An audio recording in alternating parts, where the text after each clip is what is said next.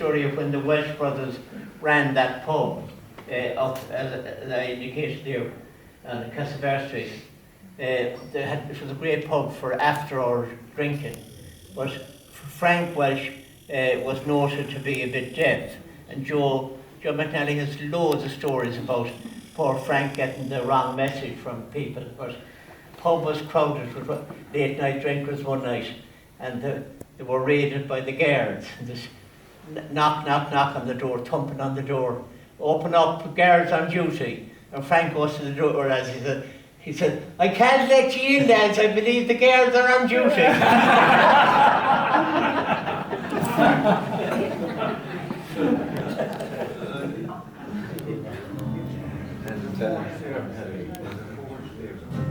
When Dunkery came to town first, that was his studio.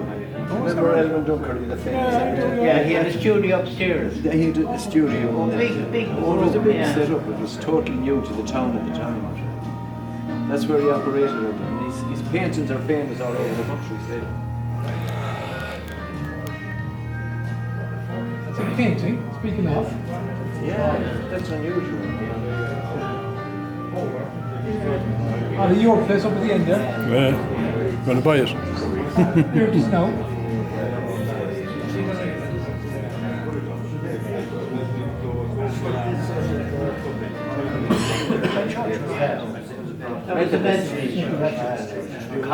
Cox's bought it and had it as a store for years. Yeah. Packet Cox. Cumberhill. Hazel Street, Cumberhill. Cumberhill's featured quite a list.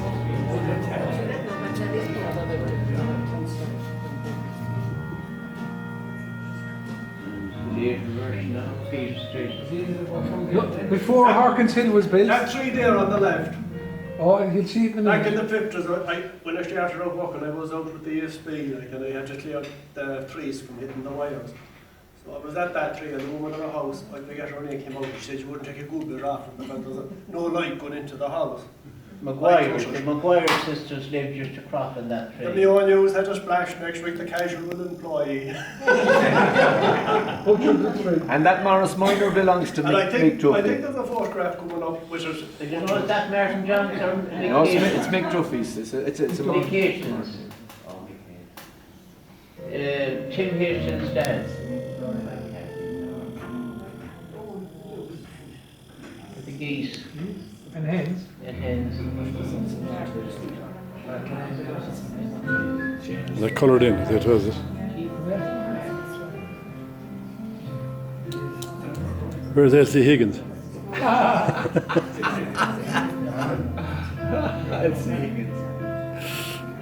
I was a child, virtually every house going down along Peace Street had singing bouquet birds on the wall outside during the summer months. Canaries, roller canaries, and finches. Come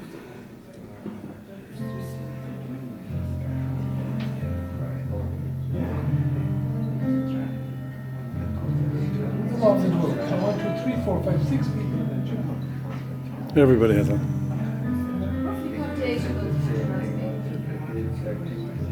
Oh, they're Lawrence collection. I'd say they're early 1900s. Yeah. You can see the carts. There were a lot of carts. There were carting out of the quay. Those people made their livelihood from carting, bringing stuff from the quay into the country. Right, Charlie. That's where a lot of the carters came from. There's the tree on the left.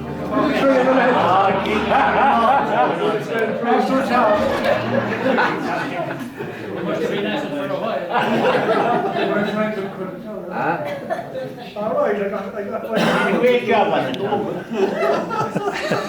It's quite cold for a few days anyway. Do you know that could be Tim Hastings there, you know, that child. Sorry?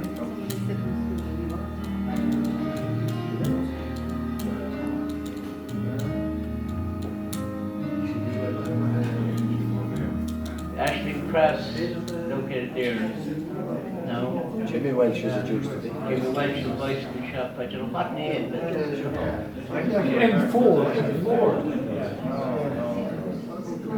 Mrs. Hyland's ice cream. That's right. It was the old town hall when it had the famous balcony along the front, wrought iron balcony. Sections of that balcony there, wrought iron, when it was subsequently removed, was recycled. Recycled by the late great Randall Quinn. And it's still on John's Row as the front railing of the Quinn family residence up on John's Row.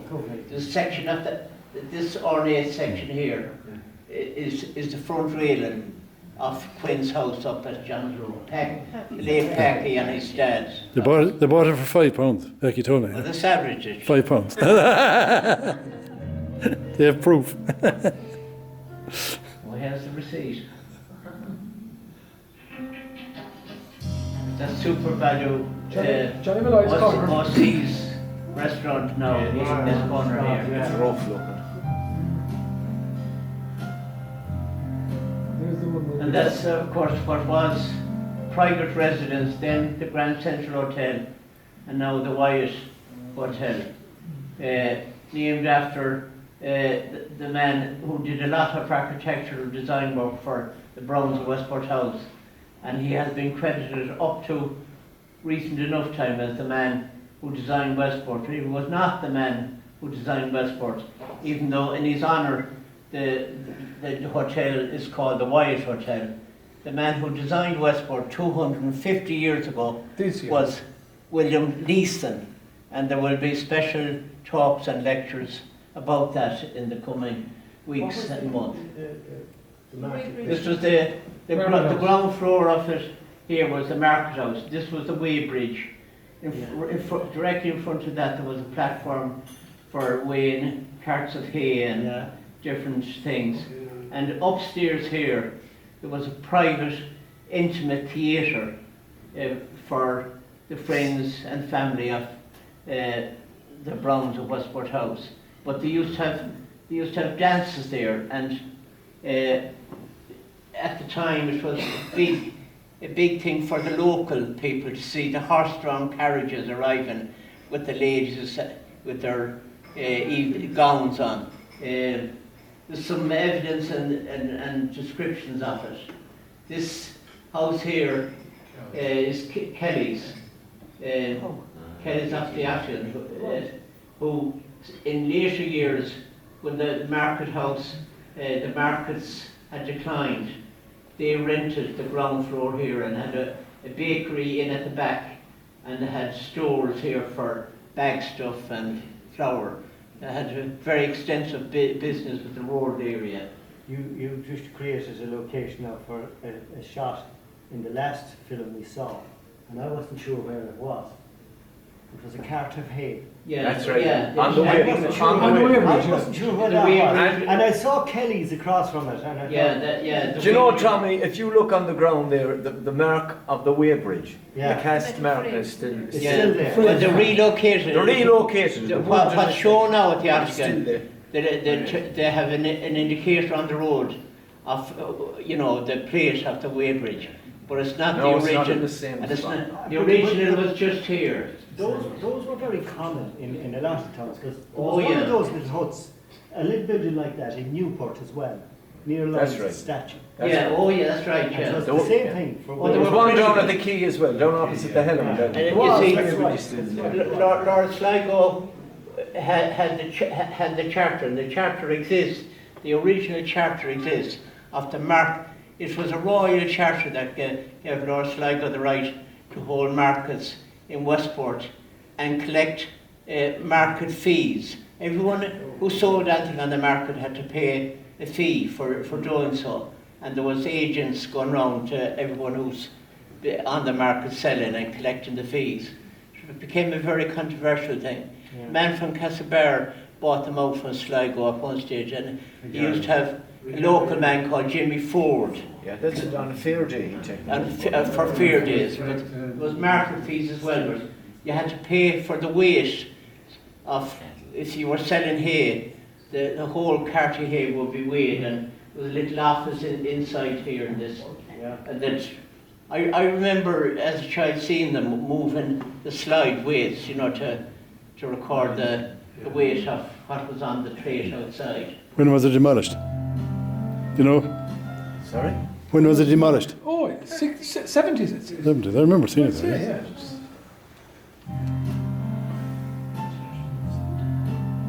The Wyatt. That's the Wyatt Hotel now.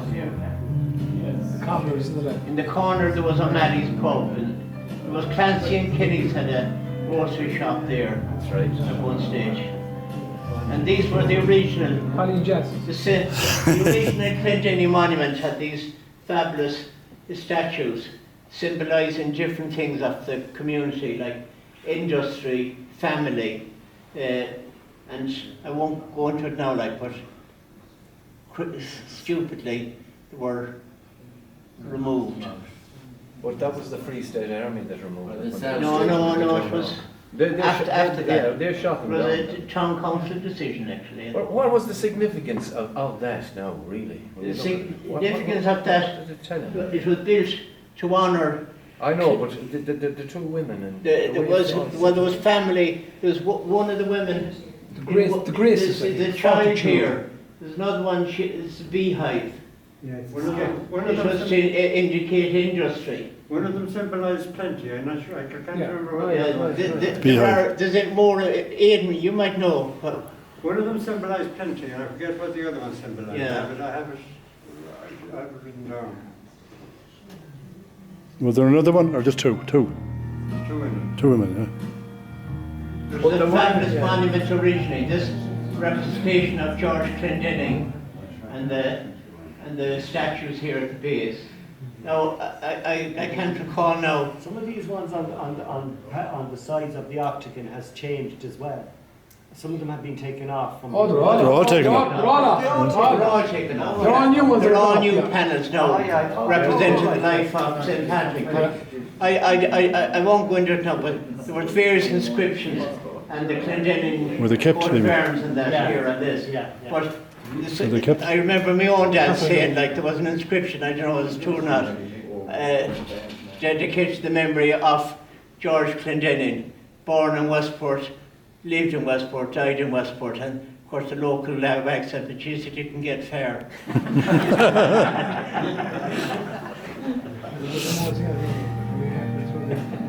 yeah, well, he was the man that built Grove House. Yeah. No, Gibbons built it. Well, Gibbons built. And he was the second one. Gibbons built the first one. He built the second one. He built the one that's there now. It's there. Did he? Who built it? The first one. The first one, it was Fort Washington. Yeah. Johnny Gibbons, the first one of the Lord Sligo's, we'll say he was a steward for Lord Sligo. He built that. It was a wine net as well. So you go in under the house now, you see the cellars. That's where they were his cellars. For the wine. Then when George Clendenning took over, you see, John Gibbons was involved in the 1798 rebellion. He turned, and so That's where I was Marcus of raised, Sligo got rid of him. Okay. So they moved in, Clendenning took over, and he built that house from the demolished Gibbons' house, and they built the new house. But the cellars were for wine. The cellars were for wine. He was a For wine. wholesaler, like. That's the question answered. But there's a lot of stuff in it. I'd say you could. Years ago, as kids, we found bottles in it. But I don't know what's in it now. Nothing. I know what's in it.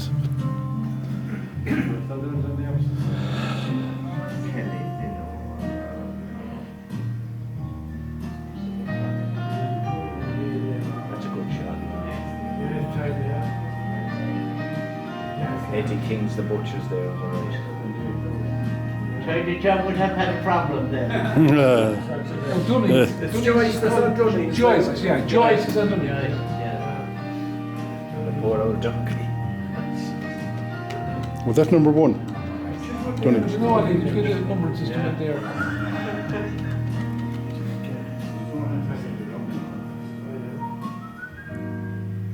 The Cobblers from the Wyatt. Yeah? Note all the windows at the top open.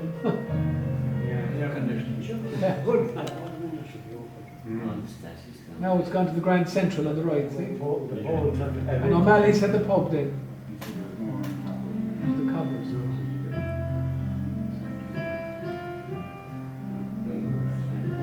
Why is it 427? Sweet Afton. That's a good one. Where'd you come on that one? Shanley's. Oh, I came from Shanley's. Shanley's. Shanley's. Yeah?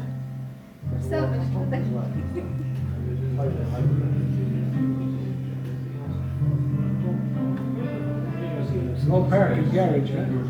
There was a bakery for a while there. Well, Kenny's Centre Bakery there, yeah. No! Here's a great photograph. John, That's me here on the left of the harbor. That's the dad. Frank, That's Frankie with the Frank whole. Kenny, Tom's father. There's Tom in front from the And who were the other two men? Joseph Hogan on the left. On the left, Yeah. Joseph Hoban at the Octagon. Oh, this is Joe. Yeah. And this, That's me. Tom Kenny. oh no. The next? And That's the caution from England. Okay. And that? That's Frankie. Who are the two men with your father, Tom? You don't know who they were? yeah. Okay. That's like one of the Burns at the Mall, but I'm not sure. He would have worked with your dad in Lipton's. We'll see. We'll come. I think there's a Lipton shot next door.